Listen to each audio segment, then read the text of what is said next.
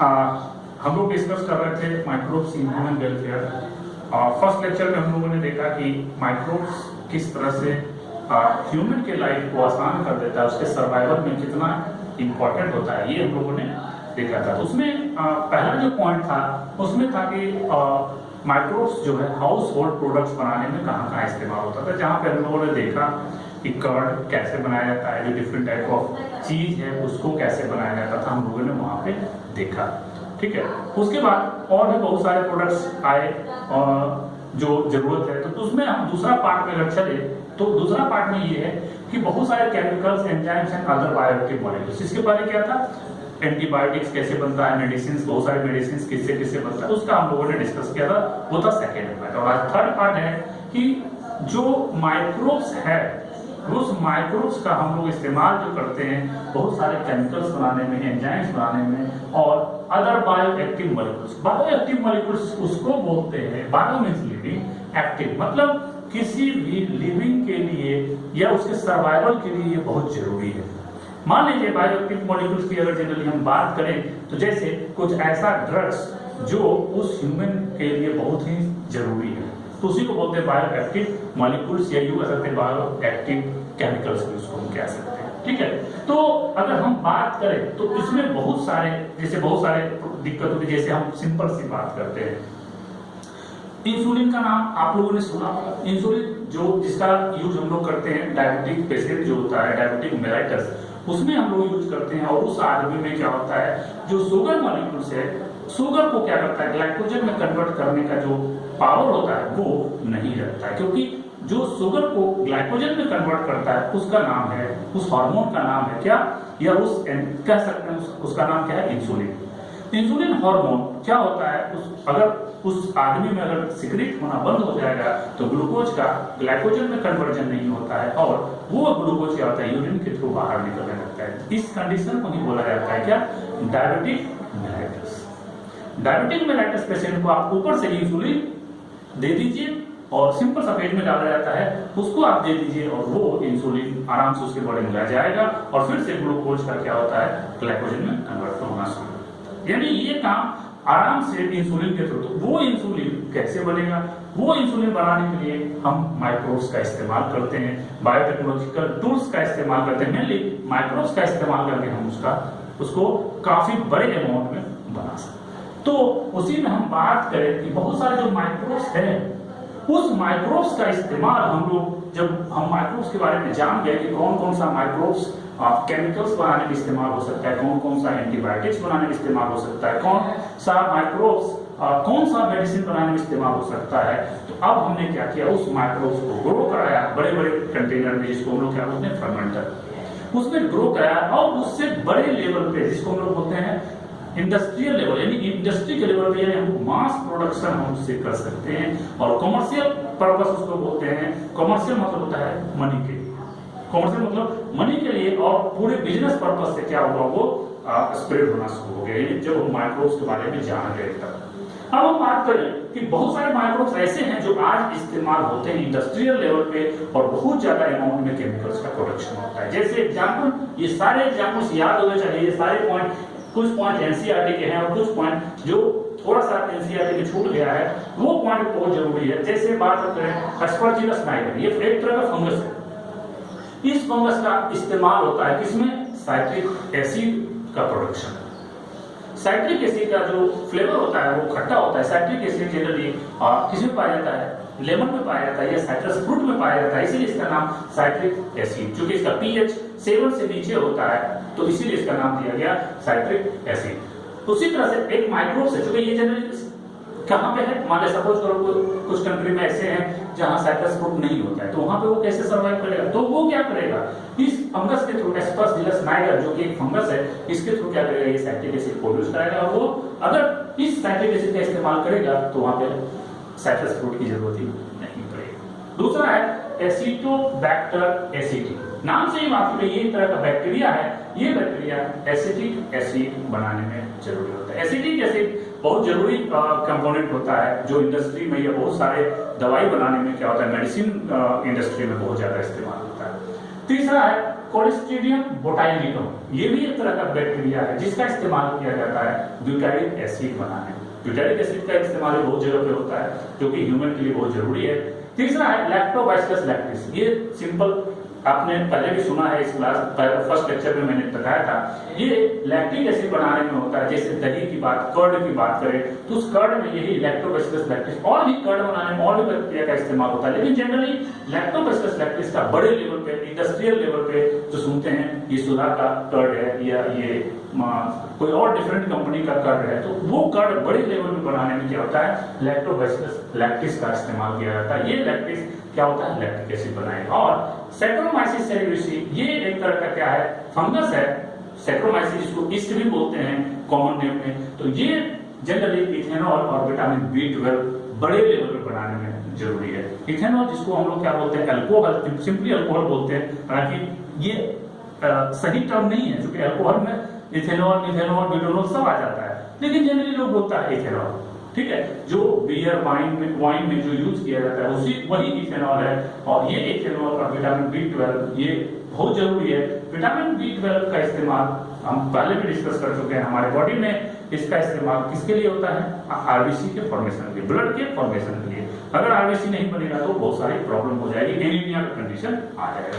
तो ये सारे माइक्रोब्स जो हैं, ये सारे माइक्रोब्स क्या करते हैं, इस माइक्रोब्स का इस्तेमाल डिफरेंट प्रोडक्ट में होता है। और भी बहुत सारे एंजाइम्स है।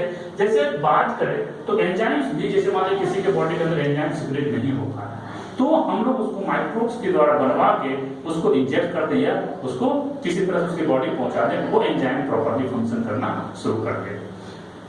अब बात करें बैक्टीरिया की, तो जितने भी एंजाइम्स हैं, मोस्ट ऑफ एंजाइम्स क्या होता है, जनरली ग्राम पॉजिटिव बैक्टीरिया और ग्राम नेगेटिव बैक्टीरिया की बात करें तो जितना भी एंजाइम्स है मेनली ग्राम पॉजिटिव बैक्टीरिया के द्वारा बनाया जाता है। ग्राम पॉजिटिव बैक्टीरिया किसको बोलते हैं, ग्राम पॉजिटिव बैक्टीरिया, चूंकि एक साइंटिस्ट थे ग्राम, उन्होंने उसके सेल वॉल का स्टडी किया और स्टडी के बेसिस पे उन्होंने ये बताया कि अगर किसी का सेल वॉल में लिपिड ज्यादा होगा तो वो ग्राम नेगेटिव होगा, और जो जिसमें लिपिड नहीं होगा, पॉलीग्लाइकन पेप्टिडोग्लाइकन का लेयर ज्यादा होगा, उसमें क्या होगा, वो ग्राम पॉजिटिव होगा। इसका मतलब ये हुआ, एक्चुअली ग्राम जो था, ग्राम साइंटिस्ट उन्होंने एक स्टेन बनाया था, वो स्टेन अगर ले लिया तो उसको ग्राम पॉजिटिव, अगर वो स्टेन नहीं लिया तो उसको क्या बोलते हैं, ग्राम नेगेटिव। तो वहां बोला जाता है कि जो मेनली एंजाइम है, जितने भी तरह के मोस्ट ऑफ एंजाइम, यानी कि सब, टोटल नहीं, इसलिए बोला जाता है बहुत सारे एंजाइम्स है जिसमें ग्राम पॉजिटिव बैक्टीरिया का इस्तेमाल किया जाता है उसका कॉमर्शियल और इंडस्ट्रियल प्रोडक्शन के लिए। उसका कॉमर्शियल और इंडस्ट्रियल प्रोडक्शन की बात करें, लाइपेज मतलब जो लिपिड खा रहा है और उसके बॉडी में लाइपेज नहीं रिलीज होगा, लाइपेज कहाँ रिलीज होता है, मेनली याद करिए, वो रिलीज होता है अपने 11th में डाइजेशन में पढ़ा हुआ, लाइपेज एंजाइम रिलीज होता है पैंक्रियाटिक जूस से। तो वो पैंक्रियाटिक जूस से लाइपेज क्या करता है, लिपिड को छोटे छोटे, इसका काम है लाइपेज एंजाइम को, जो फैट है, फैट को एक सिंपल मॉलिक्यूल में फैटी एसिड में कन्वर्ट करते हैं, और फैटी एसिड ही क्या होता है, एब्जॉर्ब होता है। तो lipase, amylase and protease, amylase क्या करता है, एमाइलेज का जो काम होता है वो हम लोग स्टडी 11th में कर ही चुके हैं। एमाइलेज का काम होता है कि ग्लूकोज को, जो बड़े बड़े मॉलिक्यूल्स होते हैं लाइक स्टार्च एंड ग्लाइकोजन, उसको ये क्या कन्वर्ट कर देता है, ग्लूकोज, और ग्लूकोज का हम लोग रेस्पिरेशन के थ्रू इस्तेमाल कर लेते हैं, किसके लिए, एनर्जी प्रोडक्शन के लिए। प्रोटीजेज भी वही काम करेगा, प्रोटीन को ब्रेक करेगा, और इसको बनाने के लिए जो हम लोग इस्तेमाल करते हैं जिस माइक्रोब्स का, उस माइक्रोब्स का नाम है एस्परजिलस। एक तरह का ये फंगस है, और ये एस्परजिलस क्या करता है, एक चीज कॉमन चीज याद रखिए कि ज्यादातर मेन जो काम होता है वो जनरली फंगस से ज्यादा होता है। फंगस और बैक्टीरिया यही दो मिलके ज्यादातर इंडस्ट्री में इस्तेमाल होता है, उसी से हम लोग क्या करते हैं, बहुत सारे केमिकल्स, बहुत सारे बायोमॉलिक्यूल्स बनाते हैं और अपने लिए इस्तेमाल करते हैं। तो ये एमाइलेज एंड प्रोटीएजेज ये जरूरी है, एस्परजिलस से होता है। लैक्टिएजेज भी इंडस्ट्रियल लेवल पे बनाया जाता है, इसमें भी बहुत सारे माइक्रोब्स है, लेकिन सारे माइक्रोब्स का नाम याद नहीं करना है क्योंकि उतना माइक्रोब्स हम याद ही नहीं कर पाएंगे। तो इसलिए इसका ये क्वेश्चन आने की पॉसिबिलिटी एमाइलेज एंड प्रोटीएजेज आया हुआ भी है, क्वेश्चन आप देखिएगा। जैसे लाइपेज की बात करें तो लाइपेज में इसका, अब बात करें, एक तो ऐसा हो गया कि जिसके बॉडी में लाइपेज की जरूरत है वो, दूसरा लाइपेज का जो इस्तेमाल होता है वो डिटर्जेंट इंडस्ट्री में, जैसे कपड़े पे गंदा लग जाता है तो लोग क्या लगाते हैं, डिटर्जेंट, और डिटर्जेंट से तुरंत साफ होता है। एक्चुअली डिटर्जेंट पे जो ऑयली जितना भी स्टेन लगेगा, दाग जिसको बोलते हैं, वो ऑयली स्टेन को ये लाइपेज क्या करेगा, ब्रेक कर देगा। क्योंकि ऑयल है, लिपिड है, तो लिपिड क्या करेगा, वो लाइपेज एंजाइम उसको ब्रेक कर देगा और जिसकी वजह से क्या होता है, स्टेन साफ हो जाता है। यानी लाइपेज का इस्तेमाल, ये क्वेश्चन पूछेगा कि which enzyme is used in detergent industry. Detergent industry मतलब डिटर्जेंट बनाने में। तो डिटर्जेंट का जब इस्तेमाल क्या है, कपड़ा साफ करने में होता है। कपड़ा साफ कैसे होता है, कोई दाग धब्बा होता है उसको हम लोग साफ करते हैं। तो ये लाइपेज का काम है। पैक्टिनेज क्या काम है, ये पैक्टिनेज चूंकि पैक्टिन नाम है, तो पैक्टिन का मेन काम होता है जब ये क्लिफाई बॉटल जूस, जब कोई बॉटल में जो जूस रहता है, चूंकि वो फ्रूट प्रोडक्ट है, प्लांट प्रोडक्ट है, तो उसमें चूंकि बहुत सारे जो पैक्टिन है वो पैक्टिन उसमें जमा रहता है, तो उस पैक्टिन को क्लियरिफाई करने में, साफ करने में क्या होता है, इसका इस्तेमाल किया जाता है। और पैक्टिन से अगर साफ कर देंगे तो पैक्टिन डाइजेस्ट हो जाएगा, उसमें जो जाएगा सिर्फ और सिर्फ प्योर जूस होगा और उसको फिर बोतल कर दो। यानी जब जूस को हम पैक करते हैं किसी बोतल में, उस समय इस एंजाइम का इस्तेमाल करते हैं, जूस को साफ करते हैं। क्लियर। तीसरा है स्ट्रेप्टोकाइनेज, बहुत इंपॉर्टेंट है। जो इंपॉर्टेंट वाला जो लगा हुआ है ये बहुत याद कर लीजिएगा, ये क्वेश्चन आने की पॉसिबिलिटी बहुत ज्यादा है। तो ये स्ट्रेप्टोकाइनेज नाम से ही है, ये स्ट्रेप्टोकाइनेज बहुत ही इंपॉर्टेंट केमिकल्स है। बहुत ही केमिकल इंपॉर्टेंट इसलिए है क्योंकि इसका इस्तेमाल अगर किसी आदमी के हार्ट में ब्लॉकेज आ गया, हार्ट में अगर ब्लॉकेज आ गया, क्लॉट जम गया, इसको बोलते हैं मायोकार्डियल इंफार्क्शन। इन्फेक्शन नहीं, इन्फेक्शन में माइक्रोब्स जाता है, माइक्रोब्स नहीं जा रहा है, यहाँ पे क्लॉटिंग, ब्लड क्लॉट कर गया, जिसकी वजह से उसको बोलते हैं इन्फेक्शन नहीं। और ये मायोकार्डियल इंफार्क्शन का ही नाम दिया गया दूसरा, माइनर हार्ट अटैक इसको बोला जाता है। ये पता कभी चलता है कभी नहीं चलता है। तो माइनर हार्ट अटैक अगर हुआ है किसी आदमी को या ऐसा कंडीशन है तो हम स्ट्रेप्टोकाइनेज का इस्तेमाल करते हैं। क्यों? क्योंकि स्ट्रेप्टोकाइनेज जो ब्लड क्लॉट हो गया है वहां पे, उस ब्लड क्लॉटिंग को डिसॉल्व करने के लिए इस्तेमाल किया जाता है। यानी ये बहुत इंपॉर्टेंट है। और ये स्ट्रेप्टोकाइनेज जो बनाया जाता है, जिस माइक्रोब्स का हम इस्तेमाल करते हैं, वो एक बैक्टीरिया है जिसका नाम है स्ट्रेप्टोकोकस।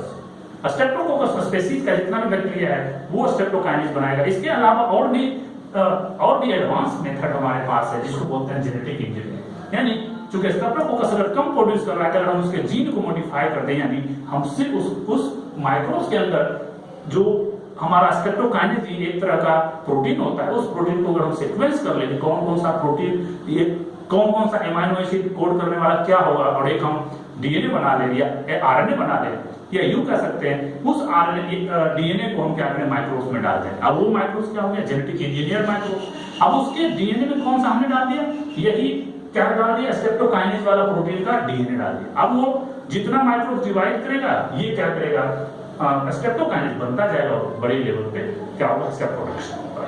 तो हम लोग उसको बायोटेक में डिटेल में पढ़ेंगे। तो इसका इस्तेमाल ये किया जाता है। तीसरा ये है, इसका दूसरा नाम स्ट्रेप्टोकाइनेज को बोला जाता है टिश्यू प्लाज्मिनोजन एक्टिवेटर या टीपीए। कारण क्या है कि ये किसी भी सेल में जहां पे क्लॉटिंग हो गया है उसको क्या करता है, ये क्लॉट को हटा देता है, इसीलिए इसका नाम टिश्यू प्लाज्मिनोजन एक्टिवेटर बोला गया। एक्चुअली प्लाज्मिनोजन एक्टिवेटर इसलिए बोला गया कि जो टिश्यू में प्लाज्मिन होता है उसको क्या करेगा, निकलवाएगा कि भैया जो क्लॉट हुआ है उसको डिसॉल्व करेगा। ये क्या करता है, जो मेन क्लॉटिंग एजेंट होता है उस क्लॉटिंग एजेंट से एजेंट को क्या करता है, वहां से हटा देता है, जिसकी वजह से जो क्लॉट है वो अपने आप डिसॉल्व हो जाता है, अलग हो जाता है और आदमी फिर से उसका हार्ट अटैक ठीक हो जाता है। तो इसका मेन इस्तेमाल इसी में है, किसमें, स्ट्रेप्टोकाइनेज में। और कभी कभी कोई ऐसा चाइल्ड होता है तो उस चाइल्ड के बॉडी में क्या होता है, वो मिल्क को अच्छे से नहीं पचा पाता, तो नहीं पचा पाएगा तो क्या करेगा, उसको थोड़ा सा क्या करेगा, रीनेट टैबलेट दिया जाएगा। रीनेट टैबलेट क्या है, रीनेट टैबलेट जो है रेनिन एक तरह का इसमें एंजाइम्स प्रेजेंट होता है, उस रेनिन के थ्रू क्या करेंगे, ये इसका इस्तेमाल किया जाएगा और वो मिल्क को डाइजेस्ट कर देगा। ठीक है ना। तो मिल्क डाइजेशन में इस रेनिन टैबलेट का इस्तेमाल किया जाता है। और इस रेनिन टैबलेट को सबसे पहले डिस्कवर करने वाले जो साइंटिस्ट थे, वो साइंटिस्ट का नाम था हैंस। यानी रेनिन टैबलेट और स्ट्रेप्टोकाइनेज बहुत ही इंपॉर्टेंट फैक्टर है, इंपॉर्टेंट है। और इस दोनों का इस्तेमाल किसमें किया जाता है, ट्रीटमेंट में, यानी जो आदमी का हार्ट अटैक हुआ है उसमें उसको बचा सकते हैं। और चाइल्ड जो पैदा हुआ है तो उसको मिल्क डाइजेस्ट नहीं हो रहा है तो हम उसको भी हम सेव कर सकते हैं, उसको भी हम बचा सकते हैं। ठीक है, तो ये हो गया। और भी बहुत सारे केमिकल्स हैं, जैसे स्टेरॉइड भी बहुत ज्यादा हमारा बॉडी में, जिसे बहुत सारे एंजाइम्स बनाने में इसका इस्तेमाल होता है, या यूं कह सकते हैं एंजाइम्स और भी बहुत सारे केमिकल्स बनाने में, बहुत सारे सॉल्यूशन बनाने में किसका, इस स्टेरॉइड का इस्तेमाल होता है। तो ये जो स्टेरॉइड है वो किस किस माइक्रोब से, डायरेक्ट क्वेश्चन पूछेगा कि स्टेरॉइड बनाने में किस माइक्रोब्स का हम लोग इस्तेमाल करते हैं, तो वो है राइजोपस एस्टोलोनिफेर, यानी एक तरह का ये फंगस है। राइजोपस नाम से ही स्पेसिफिक एस्टोलोनिफर, तो ये फंगस है जिसमें हम लोग क्या करते हैं, स्टेरॉइड प्रोड्यूस कराते हैं लार्ज लेवल पे। दूसरा है वैक्सीन, बहुत सारे वैक्सीन है जिसका इस्तेमाल हम लोग अपने सर्वाइवल के लिए करते हैं। उस वैक्सीन जैसे बहुत सारे डिजीज को हम पहले ही रोक देते हैं, हमारे बॉडी में इंफेक्शन नहीं हो पाता है, उसको क्या बोलते हैं, वैक्सीन। और वैक्सीन में जो बना है माइक्रोब्स के थ्रू वो है बीसीजी, ओरल पोलियो, ये सारे माइक्रोब्स के थ्रू प्रोड्यूस होते हैं। बहुत सारे माइक्रोब्स जो है वो ये केमिकल्स बनाते हैं जिसको वैक्सीन बोलते हैं, और इस वैक्सीन का इस्तेमाल हम लोग ह्यूमन के सर्वाइवल के लिए कर सकते हैं। हार्मोन की बात करें, बहुत सारे हार्मोन प्रोड्यूस होता है, बहुत उस हार्मोन में बहुत सारे विटामिन होते हैं। यही ई कोलाई जो है बहुत सारा हार्मोन हमारे बॉडी भी प्रोड्यूस करता है, स्पेशली विटामिन B12 या विटामिन बी कॉम्प्लेक्स हमारे लार्ज इंटेस्टाइन में क्या होता है, ये प्रोड्यूस करता है कौन, ई कोलाई। तो हार्मोन ई कोलाई से प्रोड्यूस कराया गया। कुछ बहुत ही इंपॉर्टेंट बायोएक्टिव मॉलिक्यूल्स है जिसको हम लोग कह सकते हैं साइक्लोस्पोरिन ए और स्टैटिन, ये दोनों बहुत इंपॉर्टेंट है। ये दोनों यहाँ से क्वेश्चन कई बार पूछा गया, आने की पॉसिबिलिटी मैक्सिमम है, क्योंकि एनसीईआरटी में इसको स्पेशली बहुत ही डिटेल में कह सकते हैं, बहुत ही अच्छे से इसको डिस्कस किया। और आज के डेट में इस दोनों बायोएक्टिव मॉलिक्यूल्स का बहुत ज्यादा इस्तेमाल होता है। क्यों, आप देख लेते हैं इसको। साइक्लोस्पोरिन ए की बात करें, ये साइक्लोस्पोरिन ए ये ऐसा ड्रग्स है, ये ऐसा मेडिसिन है जो कि आइसोलेट किया जाता है फंगस से, और उस फंगस का नाम याद रखिएगा। इस फंगस दो प्रकार का फंगस होता है, एक होता है ट्राइकोडर्मा पॉलीस्पोरम और दूसरा होता है टोलिकोक्लेडियम इन्फ्लेटम। तो ऊपर वाला नाम आसान है और उससे क्वेश्चन ज्यादा फंसता है। तो टोलिकोक्लेडियम इन्फ्लेटम एंड ट्राइकोडर्मा पॉलीस्पोरम दोनों इंपॉर्टेंट है, और इससे क्या होता है, ये साइक्लोस्पोरिन ए बड़े लार्ज लेवल में, इंडस्ट्रियल लेवल में प्रोड्यूस कराया गया, प्रोड्यूस हो गया। अब बात करें इसका हम लोग यूज क्या करते हैं। सर पूछो भाई क्वेश्चन, सर हम क्यों इसको प्रोड्यूस करते हैं। इसका काम है, मान लो कोई आदमी है, उसका हार्ट फेल कर गया, या मान लो कोई आदमी लीवर है उसका फेल कर गया, किडनी फेल कर गई। अब उसको क्या किया, बाहर का उसको किडनी हम लगाएंगे, किसी दूसरे आदमी का लगाएंगे। तो अगर किसी दूसरे का आदमी का हम उसको किडनी लगा देंगे, सपोज करो, तो वो किडनी वो किडनी क्या है, दूसरे आदमी का, और वो किडनी जैसे ही हमारे बॉडी में आता है तो हमारा इम्यून सिस्टम, जो हम लोग पढ़ाएंगे आगे जो चैप्टर शुरू होगा इम्यून सिस्टम में, तो वो हम ये बताएंगे कि इम्यून सिस्टम हमारा कोई भी बाहर का चीज हमारे बॉडी में आता है तो उसको बाहरी समझ के क्या करता है, उसको मार देता है, खत्म कर देता है। और कैसे खत्म करता है वो हम लोग उस चैप्टर में देखेंगे। तो इम्यून सिस्टम जैसे दूसरे का किडनी लगाएंगे तो वहां पे जो इम्यून सिस्टम में यूं कर सकते हैं, जो गार्ड होता है, यानी छोटे छोटे सेल्स होते हैं जिसको लिम्फोसाइट्स बोलते हैं, वो घूमता रहता है हमारे ब्लड में, पूरा बॉडी में घूमता रहेगा। अगर कुछ भी बाहर का चीज आ गया, अब किडनी आ गया, तो किडनी के आसपास जो ब्लड वेसल्स है जैसे ही क्रॉस करेगा, वो अगर उसको पहचान गया कि ये बाहर का, तो किडनी को खत्म कर देगा और वो किडनी रिजेक्ट। इसी को बोलते हैं क्या, ट्रांसप्लांटेशन रिजेक्शन। तो उस ट्रांसप्लांटेशन रिजेक्शन से बचने के लिए जो हमारा इम्यून सिस्टम है उसको क्या करो, थोड़ा सा दबा दो। यानी दबाने का मतलब ये है कि अगर आप ये दवाई इस्तेमाल कर देंगे तो हमारा इम्यून सिस्टम उसको नहीं पहचान पाएगा कि बाहर का है, ये घर का, उसको लगेगा ये मेरा अपना ही पार्ट बॉडी का है।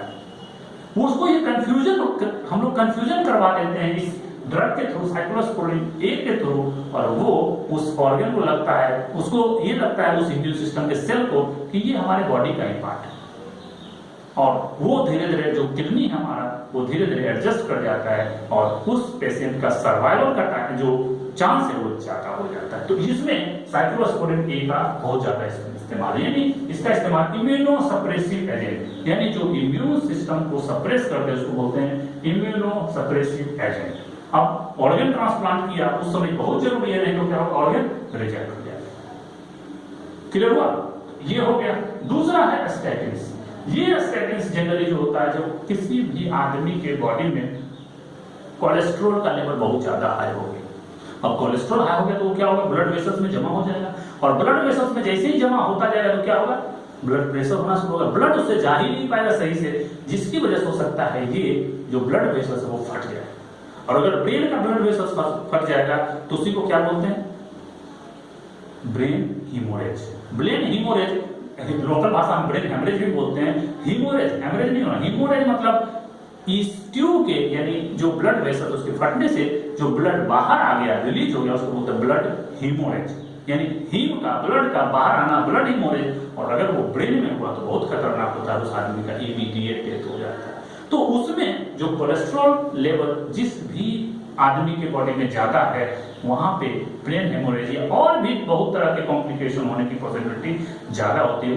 उस आदमी का ब्लड प्रेशर बहुत ज्यादा हो जाता है, उसमें हार्ट फेलियर भी हो सकता है। तो उसको बचाने के लिए स्टैटिन बहुत जरूरी है, जिसमें कोलेस्ट्रॉल लेवल बहुत ज्यादा है, क्योंकि ये कोलेस्ट्रॉल जो होता है ये ब्लड कोलेस्ट्रॉल लेवल को काफी कम कर देता है, डिजॉल्व कर देता है, वो खत्म हो जाता है। तो ये statins generally blood cholesterol lowering agent इसको बोलते हैं, कम कर देगा। और ये प्रोड्यूस होता है एक तरह का ईस्ट है जिसका नाम है, ये याद रखना पड़ेगा, statin is produced by yeast that is Monascus purpureus, यानी मोनास्कस परप्यूरिकस ये नाम है, परप्यूरिकस स्पीसीज है और मोनास्कस क्या है जीनस, मोनास्कस परप्यूरिकस, ये दोनों स्टैटिन्स बनाते हैं। और ये अब कोलेस्ट्रॉल लेवल कम कैसे करेगा, तो कोलेस्ट्रॉल लेवल देखो ये कम कैसे करता है, ये act by comparatively inhibiting the enzyme responsible for synthesis of cholesterol. Actually ये कोलेस्ट्रॉल को कैसे करेगा, कोलेस्ट्रॉल मान ले जमा हो गया तो कोलेस्ट्रॉल कोई तो बनाएगा, यानी कोई ऐसा एंजाइम होगा जो बनाएगा कोलेस्ट्रॉल को, ये क्या करता है उस एंजाइम्स के साथ जाके बाइंड कर जाता है, जिसकी वजह से वहां पे कोलेस्ट्रॉल बन ही नहीं पाता है। अब जितना बन गया उतना बनेगा, लेकिन उससे ज्यादा बढ़ेगा नहीं। उसके बाद आप दूसरा ड्रग लेकर के जो कोलेस्ट्रॉल ज्यादा हो गया उसको आप कम कर सकते हैं। और ये भी क्या करेगा, थोड़ा सा कम करेगा, मेनली ये सिंथेसिस ही होने नहीं देगा, और उस जिस लेवल पे आपका है उससे ज्यादा बढ़ने ही नहीं देगा कोलेस्ट्रॉल। तो ये बहुत इंपॉर्टेंट है, स्टैटिन्स एंड साइक्लोस्पोरिन और ये बहुत इंपॉर्टेंट मेडिसिन है ह्यूमन के सर्वाइवल के लिए, ये बहुत आपको याद रखना पड़ेगा। कुछ एग्जांपल्स है स्टैटिन के, जैसे लोवास्टैटिन, सिमवास्टिन, ये सब नाम दिया गया, जैसे दवाई का एक ही कंस्टिट्यूएंट होता है, नाम अलग अलग होता है, तो ऐसे ही लोवास्टैटिन, सिमवास्टिन, पारावास्टिन, ये सब नाम है स्टैटिन का, याद रखिएगा। ये सब क्वेश्चन कभी आप जब प्रैक्टिस करेंगे इस ट्रूमेंस में तो वहां पे इससे क्वेश्चन मिल जाएंगे। तो ये हमारा ओवरऑल हो गया माइक्रोब्स का क्या क्या इस्तेमाल होता है जनरली ह्यूमन के वेलफेयर के लिए।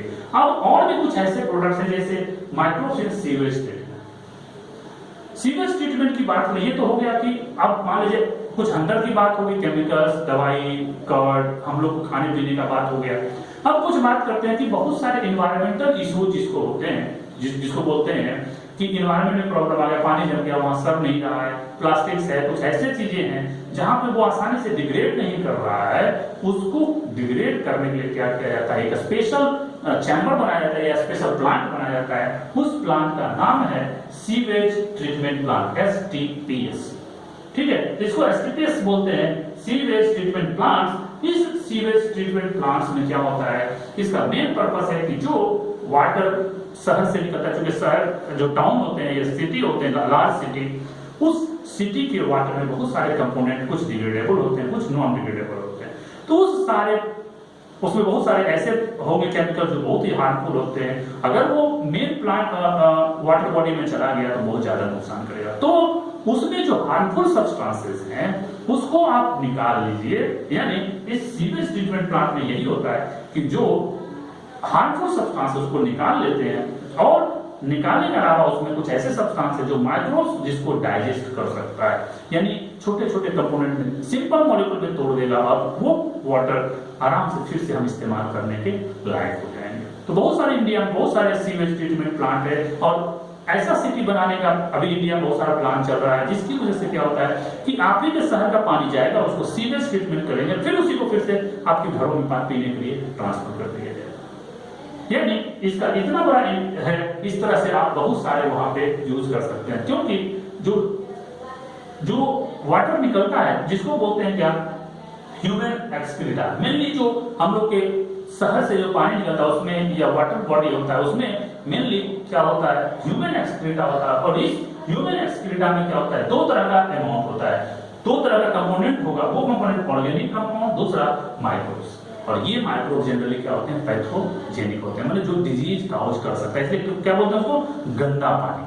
गंदा पानी अगर आप पिएंगे, डर्टी वाटर, तो उसमें क्या होगा, प्रॉब्लम हो जाएगा, क्योंकि उसमें पैथोजेंस है, वो डिजीज काउज करेगा। तो अगर इस वाटर को कहीं और मेन प्लांट बॉडी में से गंगा में डाल दिए, गोमती में डाल दिए, या जो भी रिवर है जमुना में डाल दिए, तो वो क्या करेगा, उस वाटर बॉडीज को पोल्यूट कर देगा, जिसकी वजह से वो पानी पीने लायक नहीं रहेगा। तो हम अगर ट्रीट करके ही उस वाटर को हम जमुना में डालें तो नदी भी बच जाएगी और ये पानी भी फिर से इस्तेमाल किया जा सकता है। तो अब इस माइक्रोब्स को मारना बहुत जरूरी है। इसमें जो ऑर्गेनिक कंपाउंड है उसको वहां से हटाना जरूरी है। इसको हटाने में हम लोग इस्तेमाल जो करते हैं वो माइक्रोब्स का इस्तेमाल करते हैं, और उस माइक्रोब्स का जो इस्तेमाल करेंगे उसी को बोलते हैं microbes in sewage treatment. Sewage किसको बोलते हैं, सीवेज में ह्यूमन एक्सक्रीटा आता है मेनली, एंड कुछ अदर वेस्ट मटेरियल्स होते हैं, इसको बोलते हैं क्या, सीवेज। और सीवेज में दो कंपाउंड होगा, क्या, ऑर्गेनिक कंपाउंड और कुछ माइक्रोब्स। अब बात करते हैं sewage treatment plant. Actually sewage treatment plant का अगर कोई जो पोल्यूटेड वाटर है कहीं भी हम निकालने से पहले, कहीं भी कोई नदी में डालने से पहले उसको, या कोई इंडस्ट्री से गंदा पानी जा रहा है तो उसको सबसे पहले आप ये ट्रीटमेंट कर दीजिए, ताकि वो बाहर जाके कोई नुकसान ना पहुंचाए। उस नुकसान से बचने के लिए क्या किया जाता है, सीवेज ट्रीटमेंट प्लांट को एस्टेब्लिश किया गया, और उसमें क्या हो गया कि before disposal the sewage is treated in STPs to make less polluted. Harmful कम होगा, पॉल्यूटिंग कम होगा तो प्रॉब्लम नहीं होगा।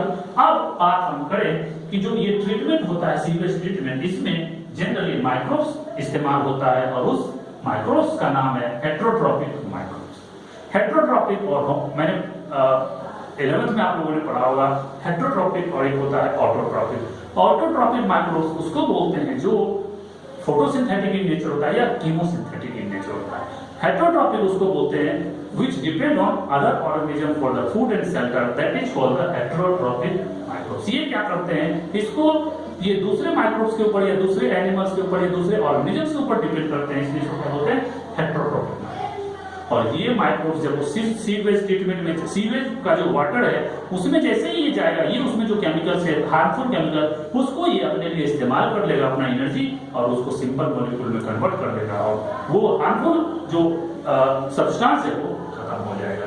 तो ट्रीटमेंट क्या है, 2 स्टेज में इसको किया जाता है। सीवेज ट्रीटमेंट में 2 लेवल पे किया जाता है। पहला लेवल को बोलते हैं प्राइमरी ट्रीटमेंट, और प्राइमरी ट्रीटमेंट के बाद जो बचा उसको कहां भेज दिया जाता है, कहां, सेकेंडरी ट्रीटमेंट के लिए। तो प्राइमरी ट्रीटमेंट में जनरली होता क्या है, सेकेंडरी ट्रीटमेंट में होता क्या है, इसको हम लोग स्टडी करेंगे। प्राइमरी ट्रीटमेंट में जो है सबसे पहले जो डायरेक्ट सीवेज से जो वाटर आया उससे जो फिजिकल रिमूवल अगर हम करेंगे लार्ज एंड स्मॉल पार्टिकल्स का, पार्टिकल्स ये जनरली बायोलॉजिकल एजेंट नहीं होते, जो पार्टिकल्स होते हैं, जो बड़े बड़े पार्टिकल्स होते हैं, छोटे पार्टिकल्स होते हैं, उसको फिजिकल रिमूवल करते हैं। जैसे क्या करेंगे, उसमें बहुत सारा वो लगा हुआ रहता है, क्या, छेद वाला चालनी जिसको बोलते हैं, तो बहुत सारा प्लेट लगा होता है, इसमें छेद रहते हैं, उससे क्या होता है, बहुत सारा छन जाता है, फिर पानी क्रॉस कर जाता है, बड़े बड़े डिवेरीज क्या होता है वहां सेपरेट हो गया, फिर उसके बाद छोटे छोटे इस तरह से सेपरेट किया हुआ रहता है, और वहां से फिजिकल रिमूवल होगा। That process is called filtration and sedimentation. एक तो फिल्ट्रेशन हो गया, चलनी यूज किए, दूसरे एक गड्ढे में डालेंगे तो उसमें क्या होगा, वो नीचे बैठ जाएगा। तो इस प्रोसेस को बोलते हैं फिल्ट्रेशन एंड सेडिमेंटेशन। क्लियर। तो अब इसके आगे फिर देखेंगे कि प्राइमरी ट्रीटमेंट में और क्या क्या किया जाए।